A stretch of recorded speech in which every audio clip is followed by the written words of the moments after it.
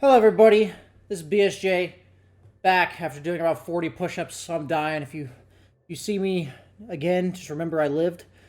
So I've been eating donuts, and Monster in my chat says, whip me into shape, as I'm about to whip your minds into shape. So here we are.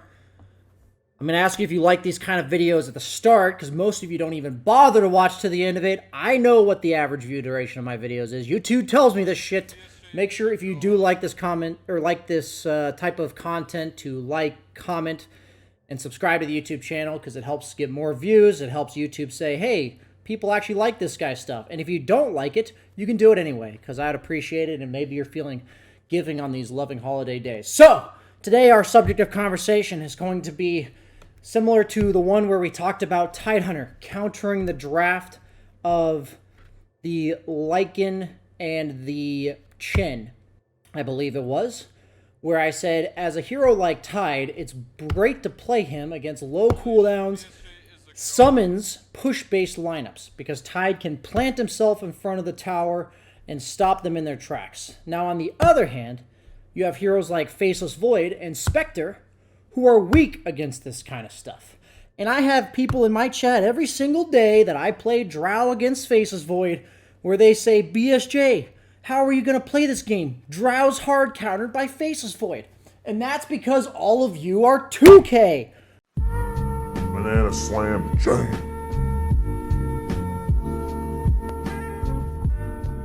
Where the Void uses his chrono, and then you just proceed as if the game is normal, do nothing, wait for him to have chrono again, and then just chrono you again. And you're like, damn, Drow sucks against Void. I die in the chrono. Wah. But the great thing about heroes like Drow, like Beastmaster, they're great against the heroes like Void and Spectre because of the fact that they can punish the long cooldowns. Now you may say, BSJ, Drow's bad against Spectre, isn't she? And the answer is yes. So you may say, BSJ, is it the concept of Drow that is good against Spectre? Yes. But now let's think about it. Why would Drow be bad versus Spectre? Well, not only can Spectre close the gap from anywhere on the map, but also Spectre's natural items, Blade Mail and Manta, are very good against Drow. Wow! So that makes her not only a conceptual counter to Drow, but all of her items are good against Drow. On the other hand, Void's ideal build is like a Mask of Madness Battle Fury, or Mask of Madness MKB BKB, all of which leave you getting four-shotted by Drow. Thus, Drow not only conceptually counters Void because of his long cooldown and her ability to push, but the items that Void builds have to change, and he can't deal out nearly as much damage as he would like to, because if he goes Mask of Madness MKB, he dies in a silence, and Drow four-shots him because he's removing his own armor. So, we're not only going to talk about why Drow counters Void, but we're also going to show you what it takes to play Drow properly against Faceless Void, along with heroes like Beastmaster. So, what's happening here is that there's a bottom fight. We're Radiant, and Void's going to come down here, and he's going to crow. Let's wait till it happens. The cool thing about our push mid is that we can actually force the Void to respond. And anytime that we see Void on the map, he has to come, because his chrono has to be used. There's a lot of games on Faceless Void. This is a great twist for the video. There's a lot of games as Faceless Void where you don't have to chrono and you don't feel pressured to use chrono. It's similar to Spectre, where you're using your chrono as like a deterrent to the opponent grouping up and fighting. However, as Faceless Void, because he has to show up if they want to fight us, he can't show on the map like this. He can't split push pressure like this. So if we see them bottom like this, then all we can do is take any objective we want on the map. We're basically, because we see him in lane, treating it like he doesn't have chrono, right? Because he's showing on the bottom half of the lane. So even though it's not necessarily what I was going for with this video, it is literally the exact same concept that I want you guys to understand about Faceless Void versus Drow. So in this case, he has his chrono, but he's showing bottom. And what did we do? We literally just walked at mid-tower, took it, and then I said, Void's still bottom. Let's just walk into Rosh and take it.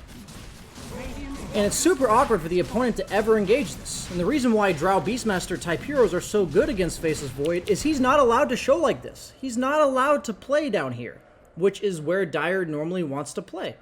So as a Drow Beastmaster lineup, even when he has chrono, he has to be responding to us. He has to be playing around Rosh.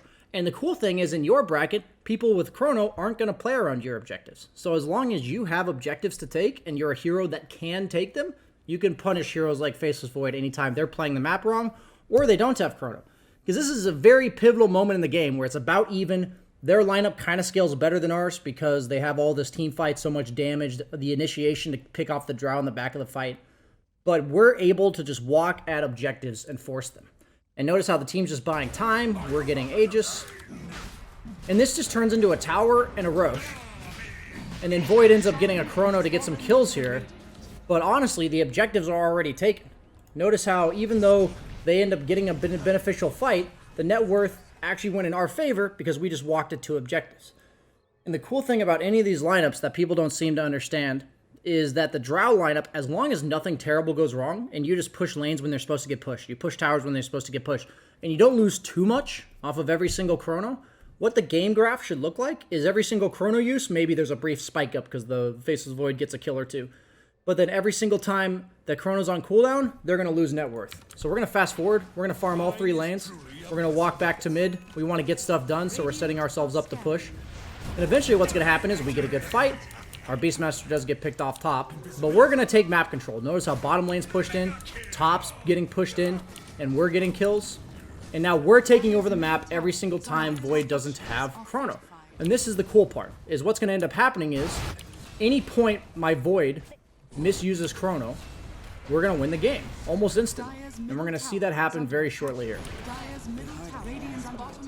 Notice how we're pushing mid and top continuously, and even though honestly my team's playing a bit sloppily, maybe I was not close enough to my team here, every fight for them looks super awkward.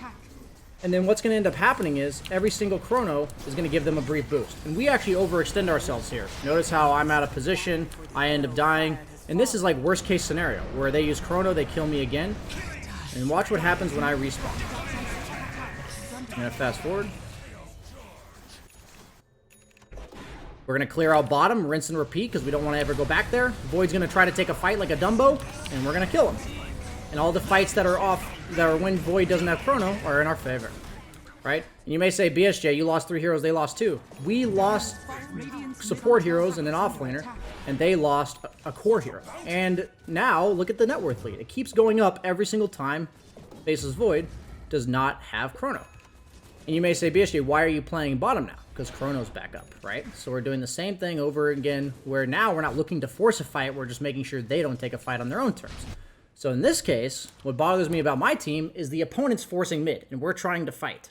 And I say, guys, they have chrono. Why don't we just trade with Beastmaster Drow, because we have a lineup that can take objectives. But instead, we try to defend mid.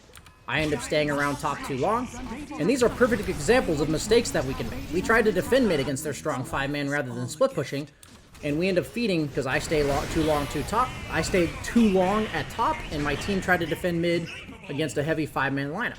So this is a bunch of mistakes that you can see that we're learning from, which is really cool, because every time they have chrono, they're obviously gaining a net worth lead. And that's what's expected, right?